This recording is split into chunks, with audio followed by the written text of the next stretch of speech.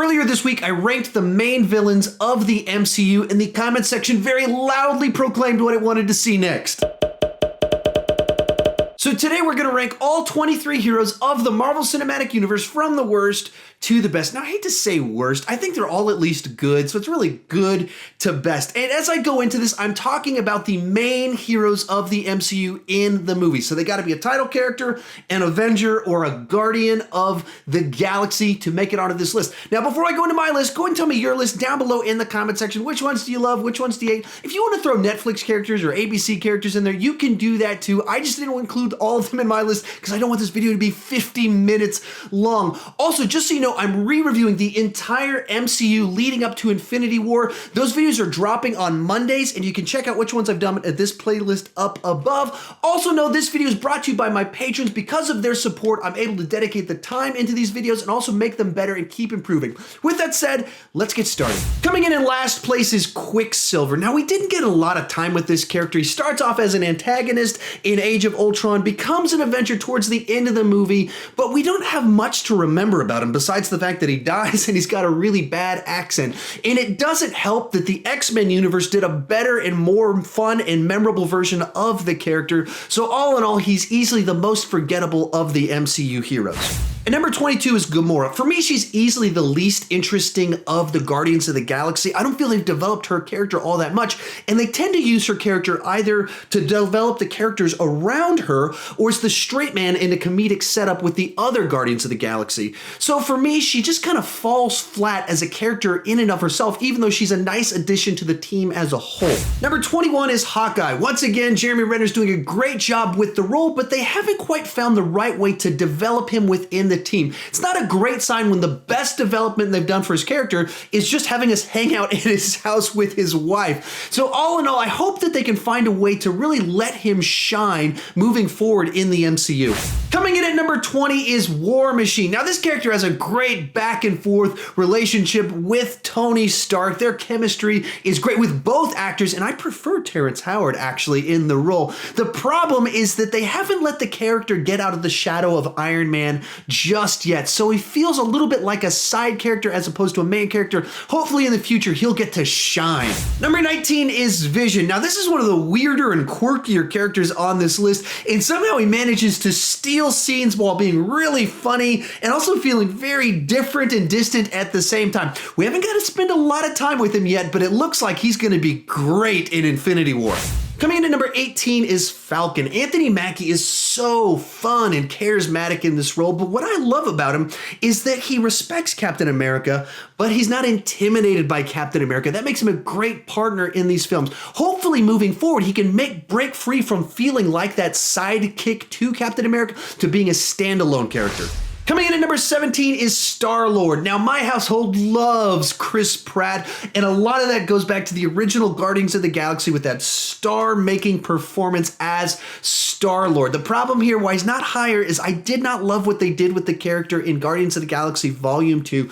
The way they developed his backstory with Ego and the stuff with him being partial God, I don't like where they took all of that and where it ended up, and so that kind of hurt his placement on this ranking for me.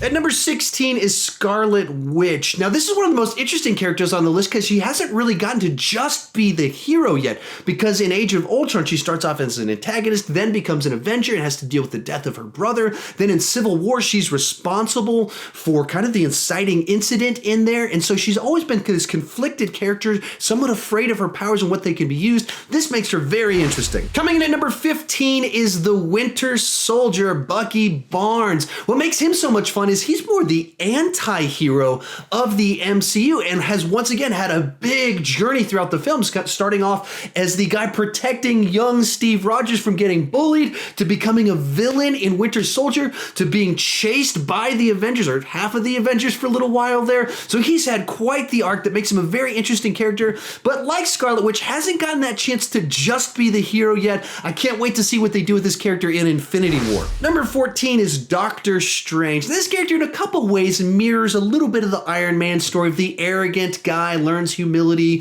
while gaining powers of the sorts. But Benedict Cumberbatch is great in the role. I love all the magic stuff. The way they visualized it is so thrilling and exciting for me. So this is a very nice addition. I can't wait to see what happens in Doctor Strange 2 and where they take this character. At number 13 is Ant-Man. For me, this character is one of the most fun because he's not the most epic of characters. He hasn't had the biggest film by any stretch of the imagination, but he's got a nice little sweet spot in there of the Ant-Man movie being kind of a heist film, and then the quirky way in which they used him in Civil War, and getting a guy like Paul Rudd in the role that's so charismatic and fun, playing so different of a role where he actually beefed up a little bit and gets to be a hero. So he is a ton of fun and a very nice addition. Coming in at number 12 is Nick Fury, kicking things off with that first end credit scene in Iron Man. This character became the glue holding the MCU together. Samuel L. Jackson is perfectly cast in the role because in the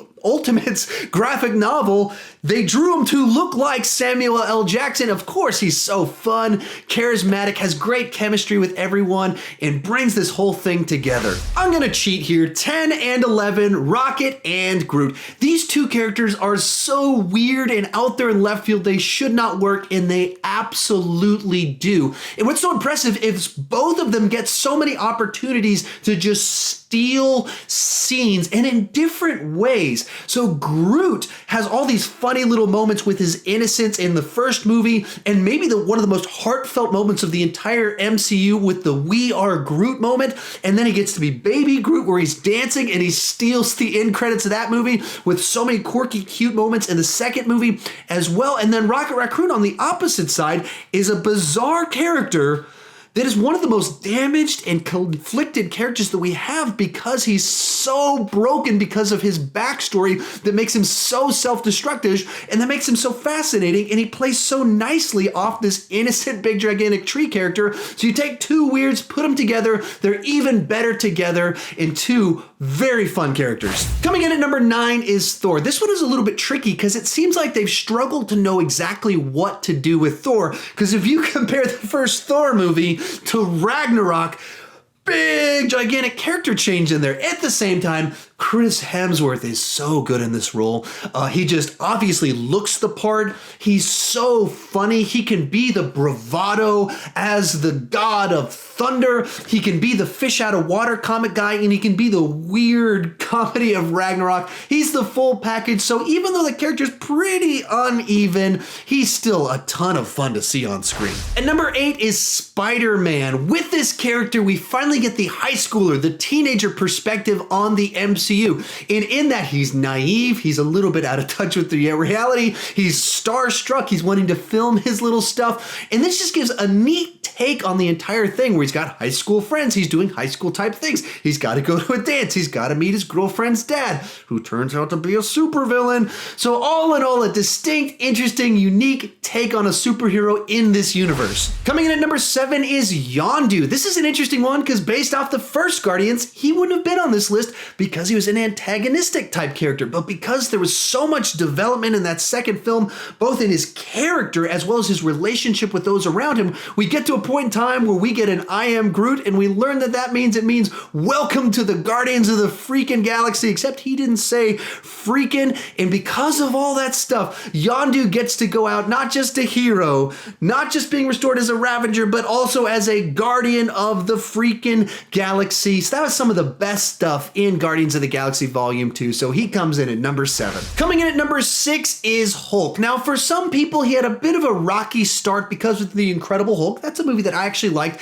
and because of that, his character is also pretty uneven because we went from Norton to Ruffalo. However, ever since then, they found a way to work him into group dynamics in a way where he just steals scenes, whether you're talking about that third act of the first Avengers where he's just amazing and incredible, or in the second film where he's battling that Hulkbuster suit, an amazing sequence, or being so fun and funny in Ragnarok. They finally found their groove and made a great character out of the Hulk. Coming in at number 5 is Drax. Now, maybe I'm a little bit biased on this one because his character is one of the best surprises I have ever had going to a movie. I didn't know he was going to be funny, and then he was the funniest character to me in a movie that I loved and that I found hilarious. The week after that movie came out, I was just quoting it left and right to everyone around me, which can get you in a little bit of trouble when you call people green whores. They apparently don't like it when they haven't seen the movie yet.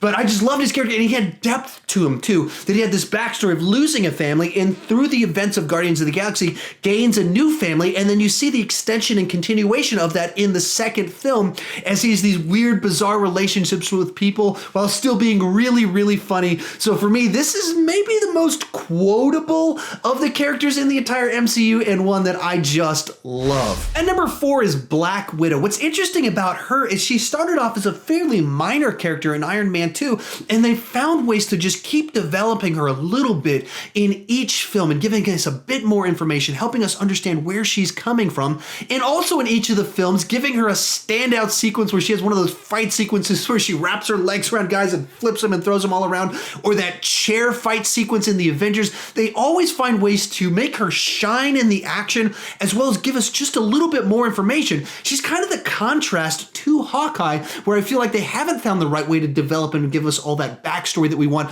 With her, they've done it wonderfully, and maybe someday she will get her own standalone film.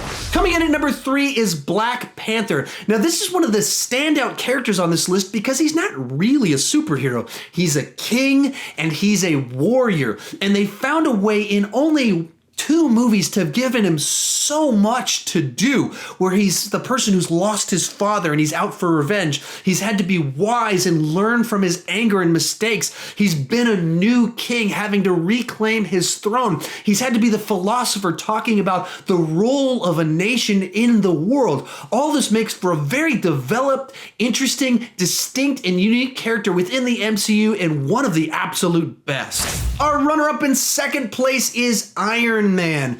Now, it's hard to imagine anyone else playing this role because Robert Downey Jr. is so good and charismatic, but really what makes him special is he has amazing chemistry with everyone, so he elevates everyone that's around him in all of these movies. The character of itself has a great arc, going from this very selfish, clueless, brilliant guy to this hero that's trying to figure out how does he make the world a better place while still himself being a very broken, egotistical character who makes gigantic mistakes. And in that, you get to see him be so many different roles in his back and forth with Steve Rogers in all the different movies, as they have a great friendship while having 2 very different worldviews because of their 2 very different backgrounds, or seeing him as a mentor to the Peter Parker in this universe.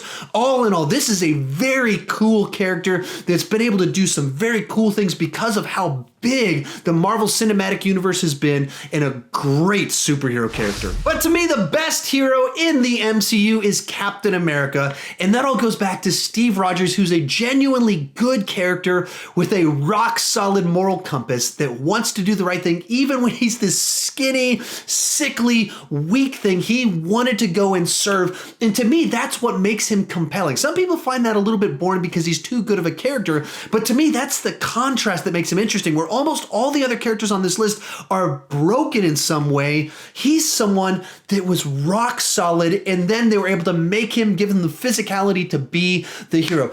For my money, that first hour of Captain America, the First Avenger, where it's telling his origin story, is some of the best stuff in the MCU because Steve Rogers is so compelling himself. And then as his journey goes on, you get him in the Winter Soldier, where you take a rock-solid character into a morally complex environment. Likewise, when you move him into Civil War, and he is rock-solid, but he's surrounded by broken people trying to curb the broken decision-making of other people. All this makes for a captivating character that they found just the right way to work him into stories and work him into a broken world where he gets to be the hero that all the heroes want to be, that strive to be, that each of us should try to be a guy like Captain America, but really not Captain America, like Steve Rogers. So there you have it. That's my ranking of all 23 heroes of the Marvel Cinematic Universe. How about you? Tell me your ranking down below in the comments section. Which ones you love, which ones you hate.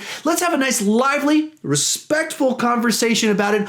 Also, remember to tune in every Monday leading up to Avengers Infinity War as I'm re-reviewing the entire MCU at that playlist right up there above. You can see all the ones I've already done as well as all new ones will be placed in that playlist as well. And if you're new to my channel, please consider clicking that subscribe button. I do movie reviews, TV reviews, ranking videos like the one you're watching right now. But the key thing is I don't want to just talk about movies. I want to talk about movies with you. So join me in the comment section. Let's have that lively, respectful conversation I was talking about.